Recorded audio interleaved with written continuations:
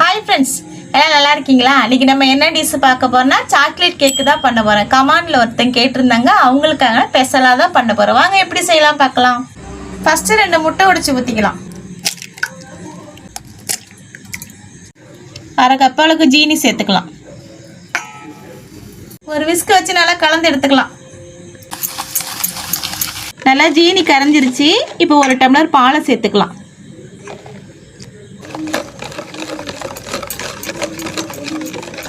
பால் நல்லா கலந்து விட்டாச்சு. 1/4 கப்பு எண்ணெய் சேர்த்துக்கலாம்.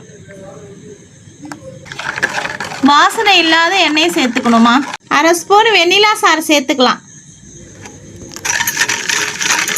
இதுமாரி ஒரு சலாடை வச்சுங்க. 3/4 கப்பு மைதா மாவை சேர்த்துக்கிறோம். நல்லா சளிச்சு எடுத்துக்கோங்க. 1/4 கப்பு சாக்லேட் பவுடர் சேர்த்துக்கலாமா. கொஞ்சமாக பேக்கிங் சோடா போட்டுக்கலாமா. இது கூட எல்லாத்தையும் சளிச்சு சேர்த்துக்கலாமா. இது எல்லாத்தையும் பொறுமையாக கிண்டி எடுத்துக்கலாம்.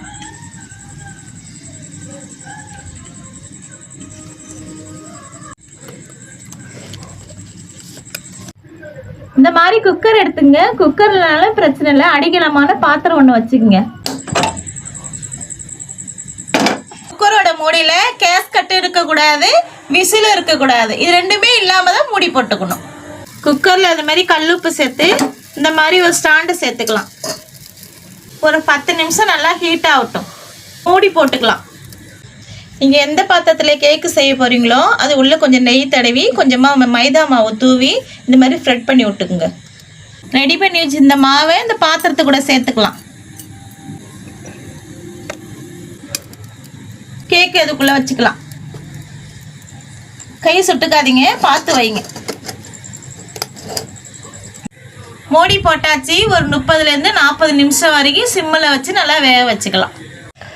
45 நிமிஷம் ஆகிட்டு இப்போ கேக்கு வெந்துருச்சான்னு திறந்து பார்த்துடலாம்.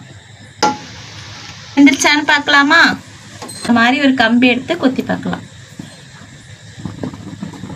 டாமா வந்துருச்சு பாருங்கள், சூப்பராக கேக் வந்துருச்சு. கடையில் டைரி மில்க் சாக்லேட் வாங்கி இதுமாரி உருக்கி வச்சுருக்கோம். இதை அப்படியே கேக் மேலே ஊற்றி கட் பண்ணி சாப்பிட வேண்டியதான்.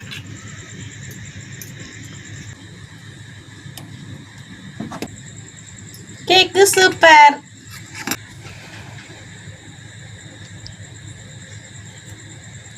செம்ம சூப்பராக இருக்குங்க. கண்டிப்பாக மிஸ் பண்ணிடாதீங்க. நீங்கள் கேட்ட சாக்லேட் கேக்கு போட்டாச்சு. இப்போ சந்தோஷம் தானே. அம்மா வீடியோ பிடிச்சிருந்தா ஷேர் பண்ணுங்கள், லைக் பண்ணுங்கள், சப்ஸ்கிரைப் பண்ணுங்கள்.